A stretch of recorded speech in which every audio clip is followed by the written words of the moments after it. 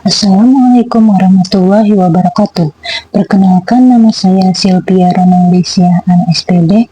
Saya akan mempresentasikan hasil refleksi pengalaman belajar dari mata kuliah pemahaman tentang peserta didik dan pembelajarannya dalam rangka memenuhi tugas mata kuliah seminar pendidikan profesi guru. Baiklah, langsung saja. Mengenai yang pertama, pertanyaan identifikasi diri dari mata kuliahnya, yaitu pemahaman tentang peserta didik dan pembelajarannya. Review pengalaman belajar, pemahaman tentang peserta didik dan pembelajarannya atau PPDP merupakan salah satu mata kuliah wajib dalam PPG Prajabata.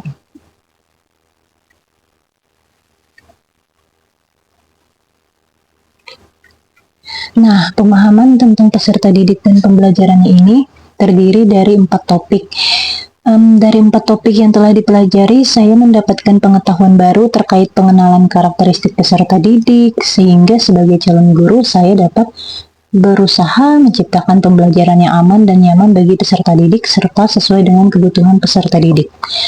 Lalu yang pertama, dimulai dari topik yang pertama, mengenal peserta didik.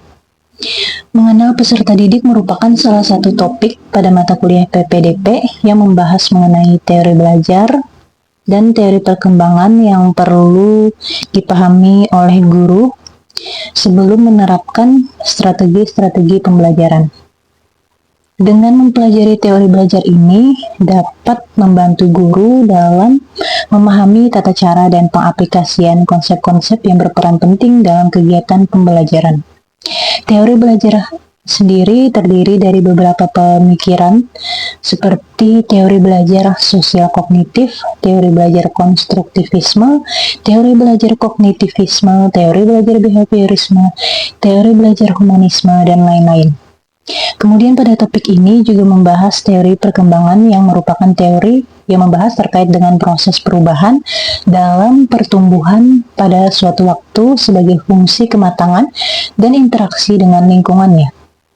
Teori perkembangan terdiri dari perkembangan fisik, perkembangan kognitif, perkembangan sosial emosional, dan perkembangan moral. Selain membahas teori belajar dan teori perkembangan, pada topik 1 juga membahas mengenai peserta didik sebagai individu yang unik dan dengan berbagai karakteristiknya yang berbeda, mulai dari latar belakang peserta didik, terdapat etnik atau suku, budaya atau kultur, status sosial yang berbeda-beda. Kemudian perkembangan peserta didik, kemampuan awalnya, kesiapan peserta didik, minat, motivasi, gaya belajarnya, dan lain-lain.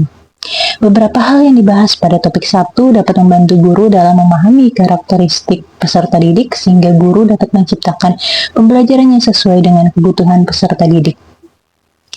Lalu pada topik 2, pembelajaran yang berpihak pada peserta didik.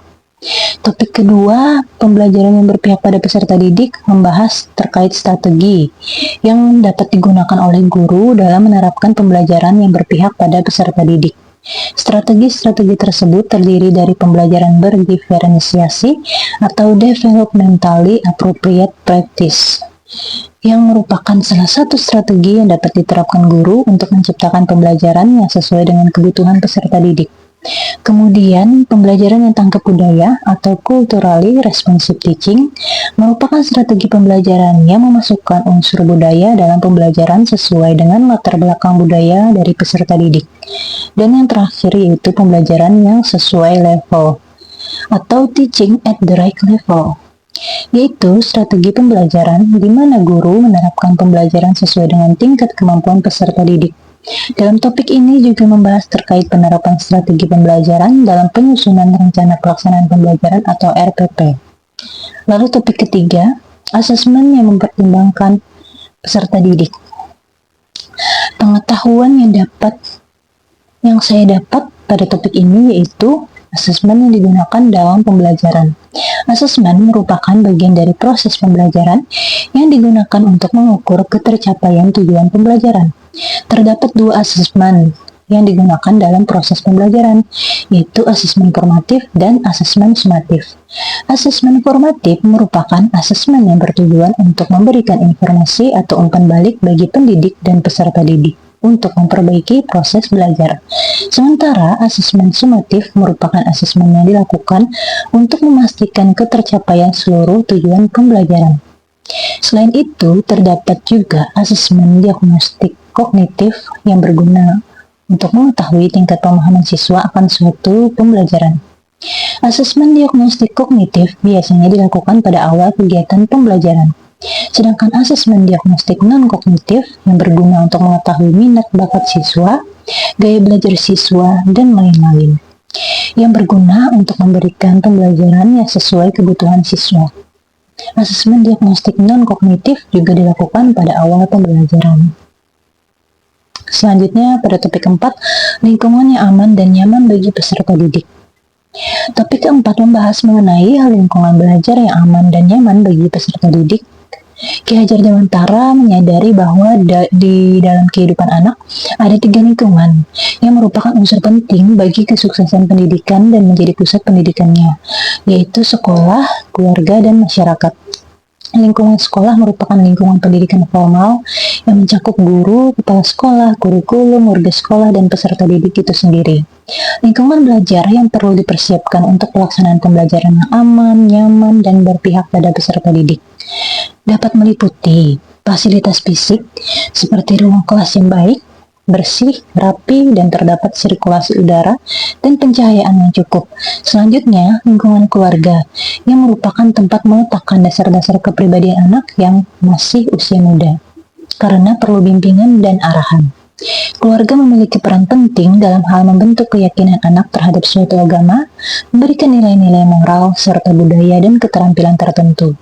Keluarga juga berperan membentuk kepribadian anak, membantu anak mencari jati dirinya, menemukan minat bakatnya, dan lain-lain. Keluarga sebagai pusat pendidikan yang utama perlu membimbing anak menjadi pribadi yang utuh. Dan yang terakhir adalah lingkungan masyarakat. Lingkungan masyarakat membawa pengaruh bagi perkembangan individu. Ketiga aspek ini saling bersinergi untuk menciptakan lingkungan belajar yang aman dan nyaman bagi peserta didik. Perlu adanya pembentukan karakter yang positif bagi peserta didik. Di antaranya adalah kejujuran, disiplin, tanggung jawab, sopan santun, dan lain-lain. Lalu ada pernyataan. Yang pertama, pengalaman belajar apa yang berguna dan menarik? Dari keempat topik yang telah dipelajari pada mata kuliah pemahaman tentang peserta didik dan pembelajarannya, pengalaman belajar yang berguna dan menarik bagi saya adalah semua topik. Namun, secara spesifik merujuk pada topik pertama atau topik ke-1 mengenai mengenal peserta didik. Pada topik 1, menurut saya sangatlah menarik dan berguna karena dengan mempelajari mengenal peserta didik atau profiling peserta didik sangatlah penting dalam konteks pendidikan. Melalui profiling peserta didik, para pendidik atau guru dapat mengumpulkan informasi tentang karakteristik dan kebutuhan peserta didik yang sangat membantu pendidik untuk merancang pembelajaran yang lebih efektif dan relevan serta sesuai dengan kebutuhan dan kemampuan dari peserta didik. Lalu yang kedua, ada soal yang kedua, pengalaman apa yang berguna tetapi kurang menarik. Semua topik pembelajaran menurut saya menarik dan berguna karena keempat topik yang ada pada mata kuliah pemahaman tentang peserta didik dan pembelajarannya itu saling berkaitan untuk dapat menciptakan pembelajaran yang sesuai dengan kebutuhan peserta didik, sehingga peserta didik dapat belajar dengan aman dan nyaman. Karena keterkaitan keempat materi tersebut, semua topik yang ada pada mata kuliah ini menarik.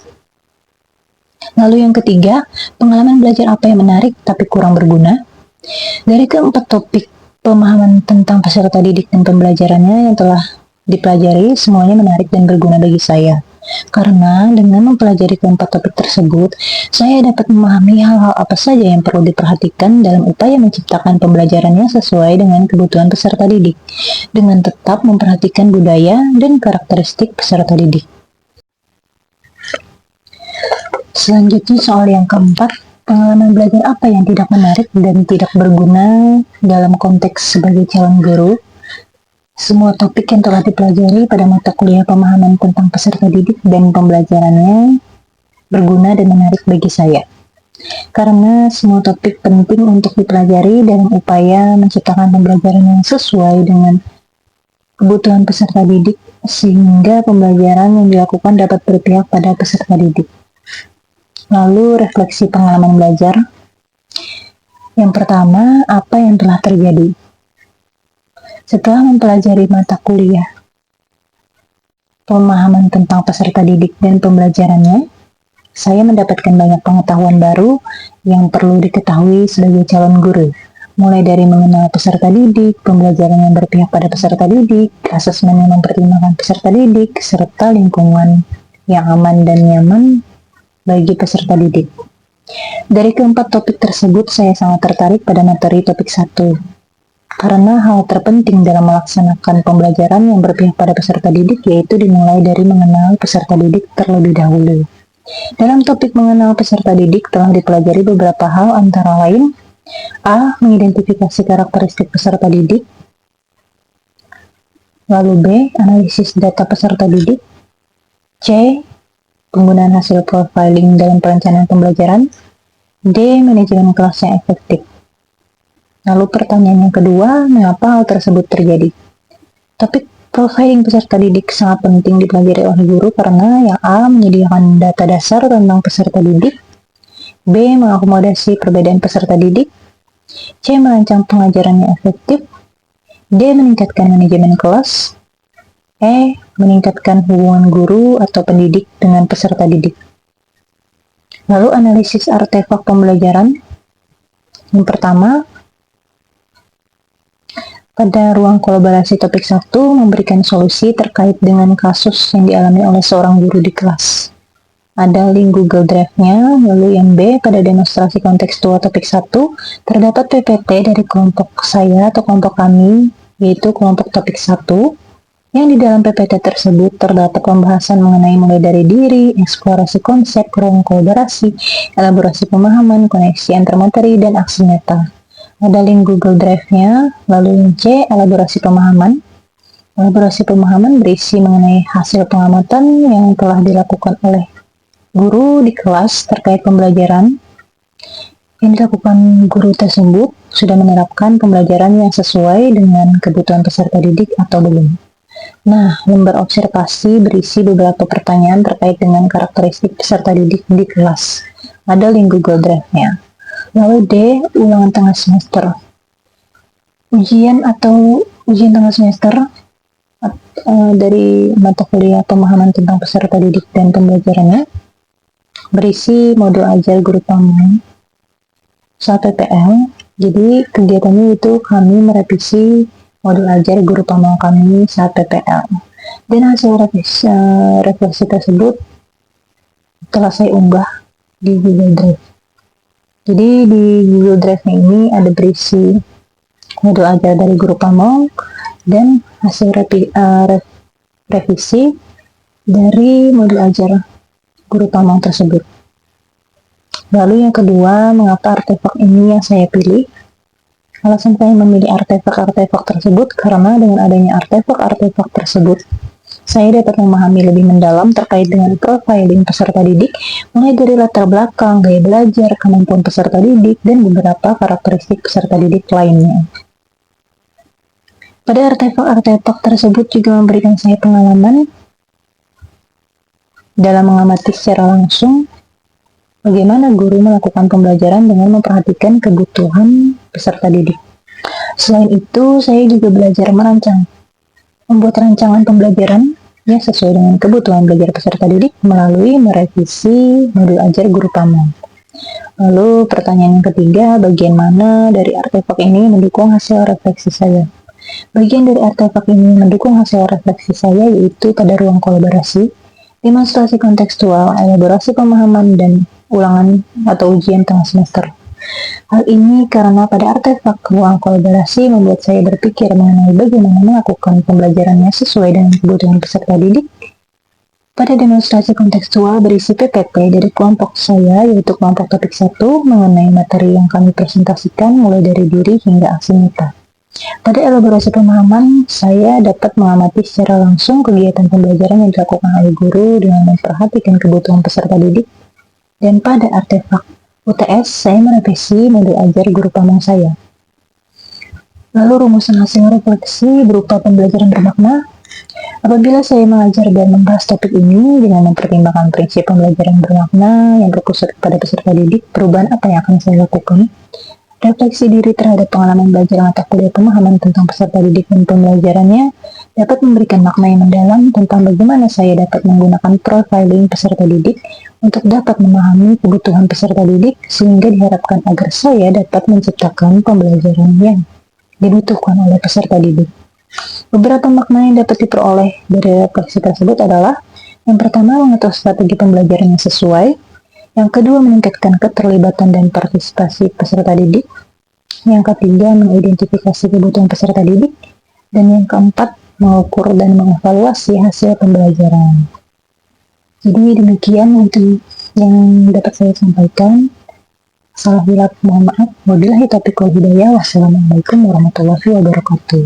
Terima kasih.